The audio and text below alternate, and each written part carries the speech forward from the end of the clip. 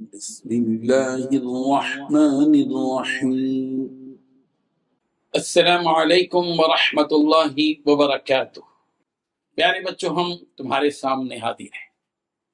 ہمیں بڑی خوشی ہوتی ہے جب ہم اپنے بچوں کے سامنے بیٹھتے ہیں، مخاطب کرتے ہیں، بچوں سے گفتگو کرتے ہیں، بہت اچھا لگتا ہے۔ اور یوں سمجھیے کہ ہمیں اپنا بچپن یاد آتا ہے جب ہم اپنے سامنے بچوں کو دیکھتے ہیں۔ سنڈے کلاس کے نام سے گزشتہ اتوار ہم پہلی مرتبہ تمہارے سامنے آئے تھے، اور آج دوسری مرتبہ ہم تمہارے سامنے بیٹھے ہوئے ہیں۔ سب سے پہلے ہم دین کی بنیادی باتیں بتائیں گے، اس کے بعد 2 حدیثیں بیان کریں گے، 2 آیتیں بیان کریں گے، اور ایک نبی کا تذکرہ ہوگا، حضرت ادریس علیہ السلام کا۔ اخلاق کے باب میں امانت داری سے متعلق بات ہوگی، زندگی کے آداب میں قضاء حاجت سے متعلق بات ہوگی، اذکار نماز میں سورہ فاتحہ وغیرہ سے متعلق بتائیں گے۔ پھر اس کے بعد ہم تم سے سوال کریں گے اور تم اس کا جواب دو گے۔ چلیے ہم آغاز کرتے ہیں۔ پیارے بچوں، آج کی دوسری کلاس میں اللہ تبارک و تعالیٰ سے متعلق بات کر رہے ہیں کہ دیکھو، بنیادی عقیدہ ذہن میں رکھو کہ اللہ ایک ہے، پاک ہے اور بے عیب ہے۔ اس کا مطلب کیا ہے؟ کہ اللہ ایک سے زائد ہو نہیں سکتے، وہ ایک ہی ہے، اور اللہ تبارک و تعالیٰ ناپاک نہیں ہو سکتے۔ اللہ تعالیٰ پاک ہے۔ دنیا جہاں میں جتنی چیزیں پاک ہیں، ان سب سے زیادہ پاک اللہ کی ذات پاک ہے۔ اسی لیے ہم بار بار کہتے ہیں سبحان سبحان سبحان، پاک، سبحان اللہ و بحمدہ، سبحان اللہ العظیم، سبحان ربی العظیم، سبحان ربی الاعلیٰ۔ اور اللہ تبارک و تعالیٰ کی ذات بالکل بے عیب ہے۔ عیب والی چیزیں تو ہم انسان عیب والا، جنات عیب والے، مخلوقات ساری کی ساری عیب والی ہیں، عیب دار ہیں، کوئی نہ کوئی عیب ہم میں موجود ہے، لیکن بے عیب ذات جس میں کسی بھی قسم کا کوئی عیب نہیں، وہ صرف اور صرف ایک اللہ ہے۔ پیارے بچوں، چلو ہم بیٹھے بیٹھے ایک اہم کام کریں۔ آخر وہ کیا کام ہے جو بیٹھے بیٹھے ہی ہم کر سکتے ہیں؟ یاد رکھو، تم بیٹھے بیٹھے ہی ایک بڑا کام کر سکتے ہو۔ وہ یہ کہ تم ایک ہی جگہ بیٹھ کر دنیا کی سیر کرتے ہوئے واپس دوبارہ یہیں آ سکتے ہو۔ بیٹھے بیٹھے کام ہوتا ہے، تمہیں ایک ہی جگہ بیٹھنا ہے، مگر تمہارے دل و دماغ کو دنیا میں موجود ساری چیزوں کو دیکھ کر آنا ہے۔ اس طرح بیٹھے بیٹھے سیر و تفریح اور پکنک ہو جائے گی۔ جس دنیا میں ہم زندگی بسر کر رہے ہیں، اس میں 2 بڑی اور اہم چیزیں ہمیں سب سے زیادہ نظر آتی ہیں۔ ذرا گردن جھکا لو تو وہ زمین نظر آئے گی جو فرش کی طرح بچھی ہوئی ہے، جس زمین سے ہمیں اناج، غلہ، ترکاریاں، پھل پھلاریاں سب کچھ ملتی ہیں۔ اگر اسی گردن کو ذرا اوپر کی جانب کر لو تو وہ بلند آسمان نظر آئے گا جو ہم سب کے لیے پیدا کیا گیا ہے، جس میں چمکتے دمکتے ستارے ہیں، سیارے ہیں، چاندنی لیے ہوئے چاند ہے۔ یہ نیلا آسمان کتنا ہی خوبصورت ہے، اور اس آسمان کے نیچے بادل ہیں، اور ان بادلوں میں ہماری ضرورت کا پانی ہے جو بارش کے ذریعے ہمیں دیا جاتا ہے۔ اور جب بارش ہوتی ہے تو ہم دوڑ کر باہر جاتے ہیں، دیکھتے ہیں بارش تیز ہوتی ہے، ہلکی ہلکی بارش ہوتی ہے تو ذرا باہر نکلتے ہیں، تھوڑا سا بھیگتے ہیں، خوشی ہوتی ہے، اور یہ برستے ہیں تو پکڑنے کی کوشش کرتے ہیں، تھوڑا سا منہ میں ڈال لیتے ہیں۔ اللہ اکبر! ذرا نظریں دوڑاؤ ادھر ادھر تو ہمیں وہ بلند پہاڑ نظر آئیں گے جو میخوں کی طرح زمین پر گاڑ دیے گئے۔ اگر زمین ہوتی اور پہاڑ نہ ہوتے، پتہ ہے اگر یہ پہاڑ نہ ہوتے زمین پر تو ہم زمین پر یوں بیٹھے ہوئے نہ ہوتے، جس طرح تم بھی اطمینان سے بیٹھے ہوئے، ہم بھی اطمینان سے بیٹھے ہوئے، ہم بول رہے ہیں اور تم سن رہے ہو اطمینان سے۔ لیکن اگر یہ پہاڑ نکال دیے جائیں تو زمین یوں یوں ہونے لگے گی، ڈاواڈول، اور حرکت کرتے رہے گی، نہ ہم صحیح طریقے سے بیٹھ پائیں گے، ادھر ادھر لڑکتے رہیں گے ایک دوسرے کے اوپر۔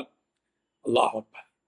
اور پھر آگے دیکھو تو وہ سمندر نظر آئیں گے، اتنے بڑے سمندر جن کی گہرائی کا ہم اندازہ نہیں لگا سکتے۔ یہیں بیٹھے بیٹھے تمہارے تصور میں وہ بڑے اور چھوٹے درخت لے آؤ، تم چلتے پھرتے ان درختوں کو دیکھتے ہو جن کے مضبوط تنے، جن کی شاخیں، جن میں موجود ہرے بھرے پتے، جن میں لگے ہوئے مختلف قسم کے پھل اور مختلف رنگتوں کے پھول. اللہ اکبر. پھر تم دیکھو تو تمہیں آگ اور آگ کے شعلے نظر آئیں گے. پھر آگے نظریں دوڑاؤ تو پانی ہی پانی ملے گا، اور آگ، پانی اور مٹی کے علاوہ ہر طرف ہوا ہی ہوا ہے. جس ہوا میں سے کچھ ہوا تم اپنے لیے لیتے ہو، سانس لیتے ہو، اور یہی ہوا اندر آتی ہے، یہی ہوا باہر جاتی ہے، اور اسی ہوا سے ہماری زندگی ہے کہ ہم سانس لیتے ہیں. ہوا چلتی ہے تو آدمی، ہوا آتی ہے اندر جاتی ہے تو زندہ ہے، اور اگر ہوا نہ قبول کرے انسان تو مردہ ہے. اتنا ہی نہیں، اس کے علاوہ دنیا بھر کی یہ مخلوقات، یہ ہواؤں میں اڑتے پرندے، جنگلوں میں آباد درندے، یہ حیوانات، یہ بیل، بھینس، بکری، گھوڑا، گدھا، کتا اور بلی. تمہیں پتا ہے بچوں کہ ان ساری چیزوں کو کس نے پیدا کیا؟ یہ آسمان، بلند آسمان، بغیر ستون کا آسمان، کوئی پلر نہیں. یہ پچھلی زبردست زمین جس میں سینکڑوں ممالک ہیں. اللہ اکبر. Hindustan, Afghanistan, Indonesia, Malaysia, Spain, Japan, اور جو ہے سعودی عربیہ، امارات، امریکہ، افریقہ، لندن، کیا کیا ہے. اللہ اکبر. یہ سب کس نے پیدا کیے؟ یہ چاند، یہ سورج، یہ ستارے، یہ سیارے، یہ آگ، یہ ہوا، یہ پانی، یہ مٹی، یہ سمندر، یہ پہاڑ، یہ جن اور یہ انس، یہ دیگر مخلوقات، یہ چرند پرند درندے، یہ سب، ان ساری چیزوں کو ہم سب کے پیارے اللہ نے بنایا. بچوں یہ بات اپنی پوری زندگی میں یاد رکھو، اور آج کے اس سبق کو کبھی نہ بھولو کہ دوسرے لوگ زمین کو دیکھ کر زمین میں کھو جاتے ہیں، مگر ہم مسلمان بچے ہیں، ہم زمین کو دیکھ کر زمین کے خالق و مالک یعنی اللہ کو یاد کرتے ہیں. مسلمان بچوں کی شان یہ ہوتی ہے کہ وہ زمین کو دیکھ کر زمین کے رب کو یاد کرتے ہیں، اور یوں کہتے ہیں اللہ اللہ اللہ اللہ اللہ اللہ اللہ اللہ. پیارے بچوں، جب بھی تمہاری نظر آسمان پر پڑے تمہیں تمہارا پیارا اللہ یاد آ جانا چاہیے. تمہیں پتا ہے کہ ہمارے طاقتور اور زبردست اللہ نے اس زمین اور آسمان کو کتنے دن میں پیدا کیا؟ اگر نہیں معلوم تو آج ہم تمہیں بتلاتے ہیں. آسمان سے زمین پر اتری ہوئی آخری کتاب قرآن مجید میں یہ بات کہی گئی ہے. اس لیے قرآن مجید تھامو. ہمیشہ موبائل موبائل موبائل، ہمیشہ گیمز، ہمیشہ سیریلز، ہمیشہ ویڈیوز، ہمیشہ امیجز، ہمیشہ یہ ساری چیزیں اسی دھن میں مت رہو. اللہ کی کتاب کو اٹھاؤ. اس قرآن مجید میں کیا کیا لکھا ہوا ہے پڑھو، سوچو، غور کرو، تدبر کرو. سورہ اعراف کی آیت نمبر 54 میں رب ذوالجلال نے فرمایا ان ربکم اللہ الذی خلق السماوات والارض فی 6 ایام. بے شک تمہارا رب اللہ ہی ہے جس نے سب آسمانوں اور زمین کو 6 روز میں پیدا کیا. بچوں آج سے تمہاری زندگی میں یہ انقلاب آ جائے کہ تم جب بھی، جہاں بھی، جو بھی دیکھو دل کی گہرائی سے اور بلند آواز سے یہ کہو کہ یہ سب کچھ میرے رب نے پیدا کیا ہے، یہ سب کچھ میرے رب کا ہے. زمین کو دیکھو، کہو یہ میرے رب نے زمین کو پیدا کیا ہے، یہ زمین میرے رب کی ہے. آسمان کو دیکھو تو یہی کہو، سورج کو دیکھو تو یہی کہو، چاند کو دیکھو تو یہی کہو، اور اسی کے ساتھ ساتھ یہ بات اپنے دل و دماغ میں بسا لو کہ جس اللہ نے اس زمین، آسمان، چاند، سورج، ستارے، سیارے، سمندر، پہاڑ، جمادات، نباتات، حیوانات اور ساری کائنات کو پیدا کیا، وہ رب اکیلا ہے، تنہا ہے، وہ ایک ہے، اس کا کوئی شریک نہیں ہے. دنیا میں جتنی چیزیں تمہیں پاک صاف نظر آتی ہیں ان تمام پاک چیزوں میں ان تمام چیزوں سے زیادہ ہمارا اللہ پاک ہے، بالکل پاک، ایسا پاک کہ اس کے جیسا کوئی پاک ہو ہی نہیں سکتا۔ ہم جو بار بار سبحان اللہ کہتے ہیں، اس کے معنی بھی تو یہی ہے کہ ہمارا اللہ پاک ہے اور ہمارا اللہ بالکل بے عیب ہے۔ جس طرح ہم ایک دوسرے کے محتاج ہیں کہ بچہ کھڑے ہونے میں باپ کا محتاج ہے یا ماں کا محتاج ہے، بوڑھا باپ کھڑے ہونے میں اپنے بچوں کا محتاج ہے، مگر ہمارے اللہ ایسی شان والے ہیں کہ وہ کسی کے بھی محتاج نہیں۔ ہم سب اللہ کے محتاج ہیں اور اللہ تعالیٰ کسی کے محتاج نہیں ہے۔ ہم پیدا ہونے میں ماں باپ کے محتاج ہیں، اللہ اپنے وجود میں کسی کا محتاج نہیں ہے۔ ہم بیوی کے محتاج ہیں، بچوں کے محتاج ہیں، رشتے داروں کے محتاج ہیں، دوستوں احباب کے محتاج ہیں، پڑوسیوں کے محتاج ہیں، بڑوں کے محتاج، چھوٹوں کے محتاج، استاد کے محتاج، مزدوروں کے محتاج، لیکن اللہ کسی کا محتاج نہیں ہے۔ پیارے بچوں، ہم یہ سمجھتے ہیں کہ اتنی لمبی باتیں سننے کے بعد تمہیں قرآن مجید کی وہ سورت یاد آ گئی ہوگی جس میں یہ بات کہی گئی ہے کہ اللہ ایک ہے، وہ بے نیاز ہے، وہ نہ کسی کا باپ ہے اور نہ ہی کسی کا بیٹا، اور اس کا کوئی شریک اور ساجی نہیں ہے۔ ہمیں یقین ہے کہ تم کہو گے کہ ہاں وہ سورۃ الاخلاص ہے، پڑھو، سمجھ کر پڑھو، یقین میں ڈوب کر پڑھو۔ قل هو اللہ احد اللہ الصمد لم یلد ولم یولد ولم یکن له کفوا احد۔ تم کہو کہ وہ اللہ ایک ہے، اللہ بے نیاز ہے، نہ اس کی کوئی اولاد ہے اور نہ ہی وہ کسی سے پیدا ہوا اور نہ ہی اس کے جوڑ کا کوئی۔ دین کی بنیادی باتیں ہر سبق میں ہم تم کو پہلے بیان کریں گے۔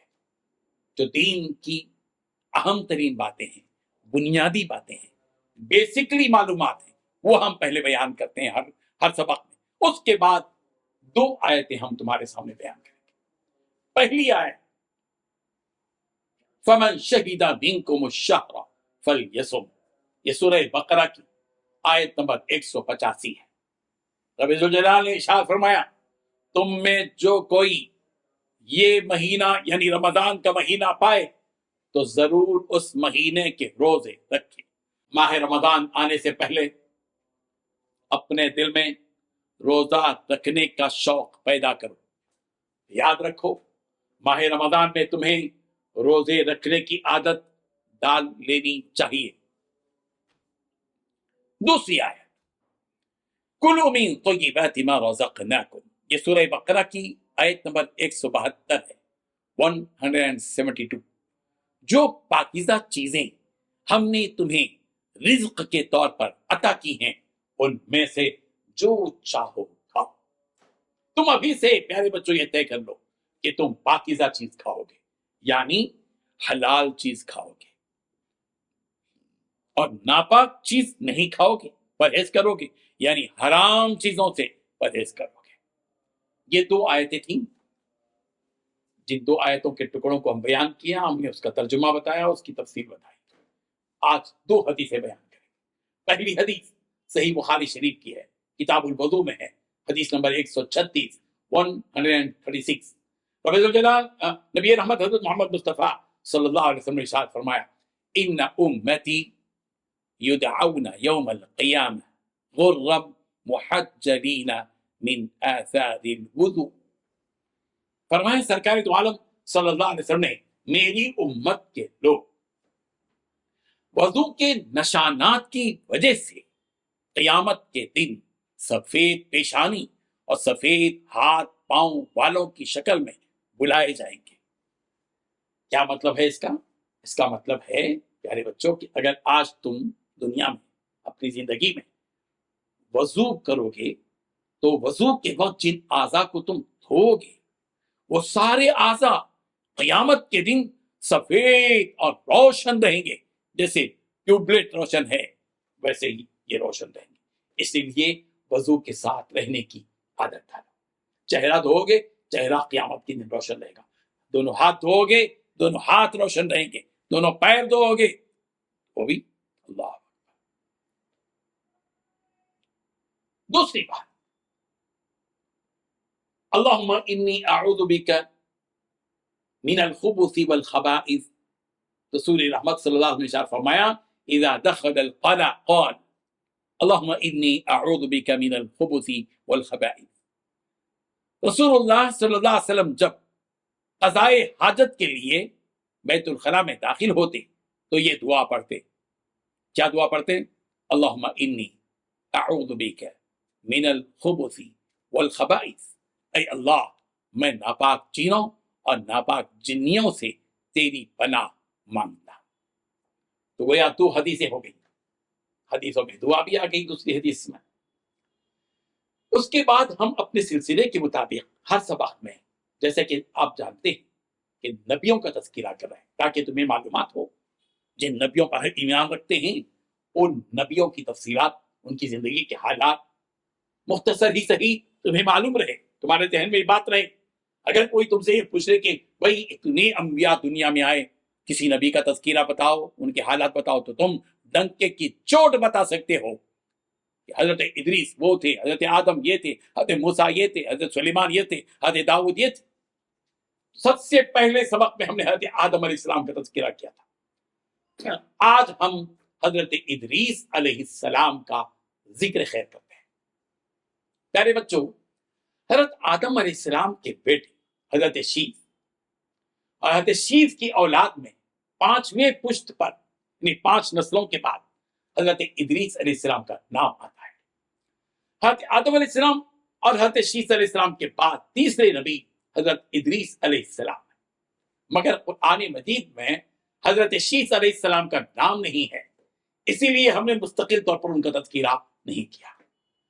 حضرت ادریس علیہ السلام کا ذکر قرآن مجید کی 2 صورتوں میں آیا ہے، سورہ مریم اور سورہ انبیاء، اور کل 2 مرتبہ ہی ان کا نام آیا ہے۔ حضرت ادریس علیہ السلام کے بارے میں 2 باتیں بیان کی گئی ہیں، ایک تو یہ کہ وہ سچے نبی تھے، اور دوسرے یہ کہ اللہ تعالیٰ نے ان کے مقام کو بلند کیا تھا۔ حضرت ادریس علیہ السلام وہ پہلے شخص ہیں جنہوں نے اس زمین پر سب سے پہلے قلم کا استعمال کیا۔ اللہ اکبر! یہ وہ جو قلم ہے نا، دنیا کے کروڑوں لوگ استعمال کرتے ہوئے آئے، کروڑوں لوگ استعمال کر رہے ہیں اور قیامت تک کریں گے۔ سب سے پہلے حضرت ادریس علیہ السلام نے اس قلم کا استعمال کیا۔ قلم کی شکل دوسری تھی، طریقہ الگ تھا، مگر قلم کا استعمال سب سے پہلے حضرت ادریس علیہ السلام نے کیا۔ اگر کوئی تم سے پوچھے، یاد رکھو ذہن میں، یہ معلومات ہے، جنرل نالج ہے، اسلامک نالج۔ اگر کوئی تم سے آج سے 5 سال پہلے کوئی سوال کرے کہ بھئی دنیا میں سب سے پہلے قلم کا استعمال کس نے کیا، تو تم جواب دو گے کہ حضرت ادریس علیہ السلام نے دنیا میں سب سے پہلے قلم کا استعمال کیا۔ رسول رحمت صلی اللہ علیہ وسلم نے معراج کی رات، تم جانتے ہو بچوں کہ پیارے پیغمبر صلی اللہ علیہ وسلم کو معراج نصیب ہوئی، ایک ہی رات میں پیغمبر، ایک ہی رات کے کچھ حصے میں پیغمبر آسمان کی سیر کر آتے ہیں اور 7 آسمان میں پہنچتے ہیں، پھر اللہ تعالیٰ کے قریب جاتے ہیں۔ ہر آسمان پر پیغمبر نے ایک نبی سے ملاقات کی ہے، اور آج ہم تم کو بتائیں گے کہ معراج کی رات 4تھے آسمان پر جس نبی سے پیغمبر نے ملاقات کی تھی وہ حضرت ادریس علیہ السلام تھے۔ حضرت ادریس علیہ السلام کی عمر مبارک 82 سال تھی، 82 ایئرس۔ یہاں تک نبی کا تذکرہ ختم ہوا۔ اپنے معمول کے مطابق ہم ہر سبق میں اچھے اخلاق میں سے ایک اخلاق کی بات بتاتے ہیں، ایک عنوان پر بات کرتے ہیں۔ پیارے بچوں یاد رکھو، تمہاری اہمیت تمہارے اخلاق میں ہے، تمہاری قیمت لوگ لگائیں گے صرف تمہارے چہرے سے نہیں کہ تم بہت گورے ہو، بہت خوبصورت ہو، تمہارے کپڑوں سے نہیں کہ تمہارے کپڑے بہت خوبصورت ہیں، بہت قیمتی ہیں، نہیں۔ تمہاری قیمت اس لیے نہیں لگائی جاتی کہ تمہارے پاس بہت اچھا موبائل ہے، نہیں۔ تمہاری قیمت، تمہاری قدر و قیمت، تمہارا مقام، تمہارا مرتبہ تمہاری اخلاق میں چھپا ہوا ہے۔ اسی لیے اخلاق پر پوری طرح توجہ دو، فوکس کرو اپنے اخلاق، بتاؤ دنیا کو کہ تم کون ہو۔ कितने अच्छे अखलाक के हामिल और मालिक हो, बताओ। अखलाक अच्छे होने चाहिए। आज के अखलाक में हम एक मौजू को लेकर तुम्हारे सामने बात करते हैं, वो है अमानतदारी। अमानतदारी, अमानतदारी क्या है ये अमानतदारी? जो कोई हमारे पास कोई चीज बतौर अमानत रखे कि भाई देखिए साहब, ये मेरा फोन है, मोबाइल है, या आप थोड़े दिन के लिए मेरे पास अमानत रखिए, या कोई ये कहे कि साहब ये मेरा कलम है, आप अपने पास अमानत रखिए। हमें उस अमानत में खियानत हरगिज हरगिज नहीं करनी चाहिए। इस्लामी तालीमात का तकादा यही है कि हम अमानतदारी का लिहाज रखें। जिसने जो चीज, चाहे वो कीमती हो या बेकीमत हो, छोटी हो या बड़ी हो, मामूली हो या गैर मामूली हो, सारी चीजें, जो कोई भी चीज लाकर हमको हमारे पास रखी कि साहब या आप रखिए, ना ही हमें उसको इस्तेमाल करना है। हाँ, अगर उसने इस्तेमाल की इजाजत दी तो इस्तेमाल कर सकते हैं, वरना इस्तेमाल किए बगैर उसको अपने पास रखना है। और जब वो कहे कि भाई वो चीज जो मैंने रखी थी दे दो, तो हम कहें कि लीजिए साहब, ये आपकी अमानत है, मैंने रख लिया था, या लीजिए। इसको कहते हैं अमानतदारी। हमारे नबी हजरत मोहम्मद मुस्तफ़ा सल्लल्लाहु अलैहि वसल्लम ने इरशाद फरमाया, जिसमें अमानत नहीं उसमें ईमान कामिल भी नहीं। मुस्नद अहमद की रिवायत है और हदीस नंबर 12383। अमानतदार और सच्चे ताजिरों के बारे में हमारे नबी हजरत मोहम्मद मुस्तफ़ा सल्लल्लाहु अलैहि वसल्लम ने इरशाद फरमाया कि वो क़यामत के दिन नबियों, सिद्दीकों और शुहदा के साथ होंगे। अमानतदार ताजिर, सच्चे ताजिर, सच्चाई के साथ तिजारत करो, अमानतदारी के साथ तिजारत करोगे तो कल क़यामत के दिन अल्लाह तबारक व तआला तुम्हें नबियों के साथ उठाएगा, सिद्दीकीन के साथ उठाएगा, शहीदों के साथ उठाएगा। हमारे नबी हजरत मोहम्मद मुस्तफ़ा सल्लल्लाहु अलैहि वसल्लम ने इरशाद फरमाया, जिसने तुम्हारे पास अमानत रखी है उसकी अमानत अदा करो, और जिस किसी ने तुम्हारे साथ खियानत की हो तुम उसके साथ खियानत मत करो। ये तिरमिज़ी की रिवायत है और हदीस नंबर 1264। जब कोई हमसे राज की कोई बात कहे और ताकीद कर दे कि भाई ये बात किसी को ना कहो, तो ये भी अमानत है। अगर तुम कहोगे किसी से कि ये फलां ने फलां ये बात कही है, तो वो भी खियानत है। अगर तुम वो कह दोगे, उस राज को फाश कर देना भी खियानत। अगर कोई हमसे मशवरा तलब करे तो हमें सही मशवरा अमानतदारी के साथ देना चाहिए।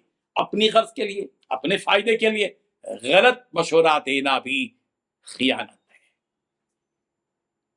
प्यारे बच्चों, दीन हम बातें बताई गई, 2 आयतें, 2 हदीसें, नबी का तज़किरा, अच्छे अखलाक, और आज जिंदगी गुजारने के आदाब में से क़ज़ाए हाजत के आदाब बताते हैं।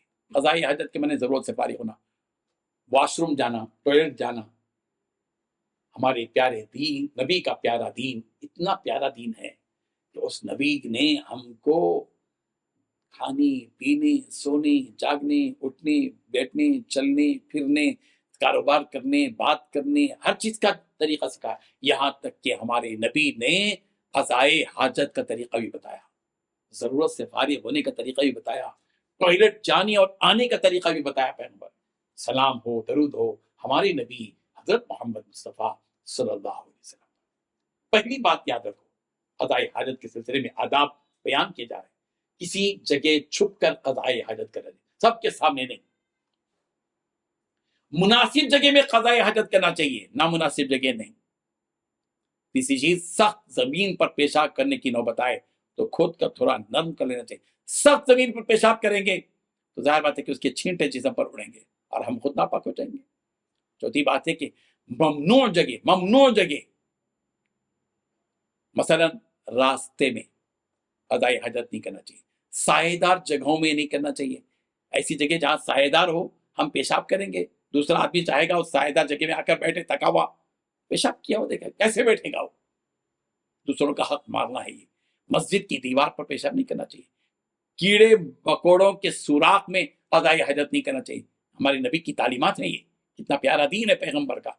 کہ جہاں کیڑے مکوڑے ہوں ان کے سوراخ میں نہیں. اس سے ایک تو نقصان کیڑے مکوڑوں کو ہوگا کہ تم نے پیشاب کر دیا اس میں ان کے رہنے کی جگہ میں. دوسرا ہے کہ اگر کسی کیڑے مکوڑے کی سوراخ میں کیا اور اتفاق سے پیشاب کرنے کی وجہ سے کوئی کیڑے نے کاٹ لیا تو نقصان ہمارا ہوگا. پانچویں بات ہے کہ غسل خانے میں پیشاب نہیں کرنا چاہیے. پیشاب خانے میں پیشاب کرنا چاہیے, غسل خانے میں پیشاب نہیں کرنا چاہیے. چھٹی بات, وضو کی جگہ پر پیشاب نہیں کرنا چاہیے. جہاں وضو کیا جاتا ہے وہاں پیشاب نہیں کرنا چاہیے. ہو سکتا ہے کہ جہاں وضو کی جگہ ہے ہم پیشاب کریں اور کوئی دوسرا آدمی وہاں جا کر وضو کرے, ظاہر بات ہے کہ وہ پیشاب کے چھینٹے ان کی وجہ سے اس کا جسم گندا ہوگا. دینی تحریرات کو لے کر بیت الخلاء میں نہیں جانا چاہیے. جسم میں دینی تحریرات ہیں, آیتیں, حدیثیں وغیرہ لے کر نہیں جانا چاہیے, رکھ کر جانا چاہیے. سر ڈھانپ کر ضرورت کے لیے جانا چاہیے. جوتے چپل پہن کر جانا چاہیے, بغیر جوتے چپل پہنے نہیں جانا چاہیے. بائیں پیر سے داخل ہونا چاہیے. سب سے پہلے بایاں پیر, لیفٹ, پہلے بایاں پیر, اس سے کہ ہم گندی کی جگہ جا رہے ہیں تو پہلے بایاں پیر. مسجد میں جائیں تو سیدھا پیر سے رکھ کے جانا چاہیے. کھڑے کھڑے پیشاب نہیں کرنا چاہیے. یہ بات بھی ذہن میں رکھیں. بعض لوگ کھڑے کھڑے پیشاب کرتے دیکھا ہوگا آپ نے, غلط چیز ہے. بیٹھ کر پیشاب کرنا طبی لحاظ سے بھی نقصان دہ, صحت متاثر ہوتی ہے کھڑے کھڑے پیشاب کرنے سے. کسی سے بات چیت نہیں کرنا چاہیے پیشاب کرتے ہوئے یا ضرورت سے دوسری ضرورت سے فارغ ہوتے. داہنے ہاتھ سے استنجا نہیں کرنا چاہیے, جب بھی تو بایاں ہاتھ دیا گیا ہے, کھانے کے لیے ہاتھ دیا گیا ہے, ضرورت سے فارغ ہونے کے لیے ہاتھ دیا گیا ہے. پیارے بچوں, اب ہم شریعت کے کچھ مسائل بیان کرتے ہیں. وہ مقام جہاں پیشاب کرنا منع ہے وہ بتا رہے ہیں. آج تک تو آداب بیان کی گئے, اب مسائل بیان کریں. مسجد و عیدگاہ کے آس پاس, قبرستان میں, پانی کے اندر جیسے نہریں, کنویں, حوض وغیرہ کے کنارے اگرچہ نجاست پانی میں نہ گرے, اگے ہوئے کھیتوں میں, پھلدار درختوں کے نیچے, ایسے سائے میں جہاں لوگ اٹھتے بیٹھتے ہوں, راستے میں, مجمع کے قریب, پرنالے کے نیچے, وضو اور غسل کی جگہ, ایسی جگہ جہاں قبلے کی طرف منہ یا پیٹ کرنی پڑتی ہو, چاہے وہ گھر ہو یا جنگل, ان تمام مقامات پر پیشاب وغیرہ کرنا نہیں چاہیے.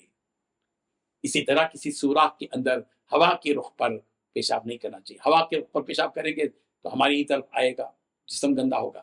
سخت زمین پر پیشاب نہیں کرنا چاہیے, اس کے چھینٹے اڑیں گے. نجاست کی ڈھیر پر نہیں کرنا چاہیے, نجاست کا اڑ کر ہمارے پاس آئے گی, ظاہر بات ہے کہ اس کے چھینٹے اڑیں گے. پس جگہ پر بیٹھ کر بلندی کی طرف پیشاب نہیں کرنا چاہیے. بلندی کی طرف بیٹھ کر پس نیچے کی جانب پیشاب کر سکتے ہیں. یہ وہ ساری چیزیں ہیں جن کو ہمیں ذہن میں رکھنا چاہیے. آج ہم اذکار نماز میں, جیسے کہ تم کو سورہ پہلے سبق میں ثنا سکھائی گئی تھی, ظاہر بات ہے کہ ثنا کے بعد اعوذ باللہ بسم اللہ پڑھا گیا تھا. اب ہم سورہ فاتحہ, جب بھی ہم نماز پڑھتے ہیں اللہ اکبر کہتے ہیں, ثنا پڑھتے ہیں, ثنا کے بعد اعوذ باللہ من الشیطان الرجیم بسم اللہ الرحمن الرحیم کے بعد سورہ فاتحہ پڑھتے ہیں. ہر نماز کی ہر رکعت میں سورہ فاتحہ پڑھنا واجب ہے. اسی لیے سورہ فاتحہ یاد رکھو, سورہ فاتحہ کے ساتھ اس کا ترجمہ بھی یاد رکھو. ظاہر بات ہے کہ ہر چیز ہم ترجمے کے ساتھ پڑھیں, سمجھ کر پڑھیں. آج ہم سورہ فاتحہ پڑھیں گے, اس کا ترجمہ پڑھیں گے انشاءاللہ. زندگی بھر سورہ فاتحہ یاد بھی رکھنی ہے, اس کا ترجمہ اور مطلب بھی تمہارے ذہنوں میں رہنا چاہیے. بسم اللہ الرحمن الرحیم. الحمد للہ رب العالمین الرحمن الرحیم مالک یوم الدین ایاک نعبد و ایاک نستعین اهدنا الصراط المستقيم صراط الذين أنعمت عليهم غير المغضوب عليهم ولا الضالين. ترجمے کے ساتھ پڑھتے ہیں. الحمدللہ رب العالمین, سب تعریف, ساری تعریفیں اللہ ہی کی لائق ہیں جو ہر عالم کے رب ہیں. الرحمن الرحیم, جو بڑے مہربان نہایت رحم والے ہیں. مالک یوم الدین, جو مالک ہیں روز جزا کے.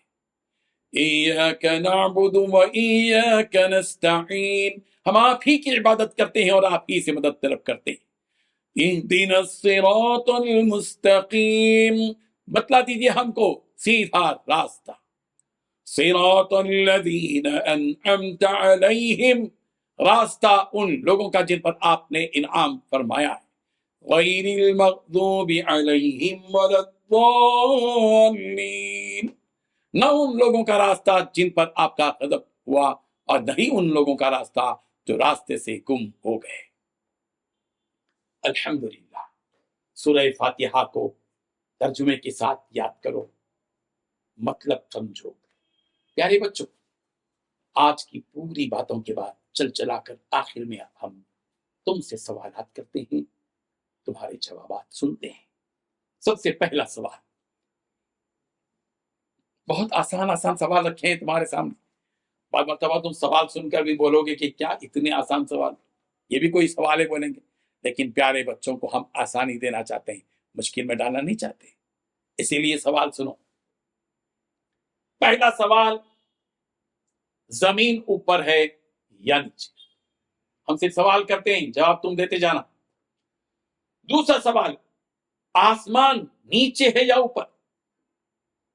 تیسرا سوال، اللہ تعالیٰ نے زمین اور آسمان کو کتنے دنوں میں پیدا کیا؟ چوتھا سوال، کیا وہ آیت تمہیں یاد ہے جس میں یہ بات کہی گئی ہے کہ اللہ نے زمین اور آسمان کو 6 دنوں میں پیدا کیا؟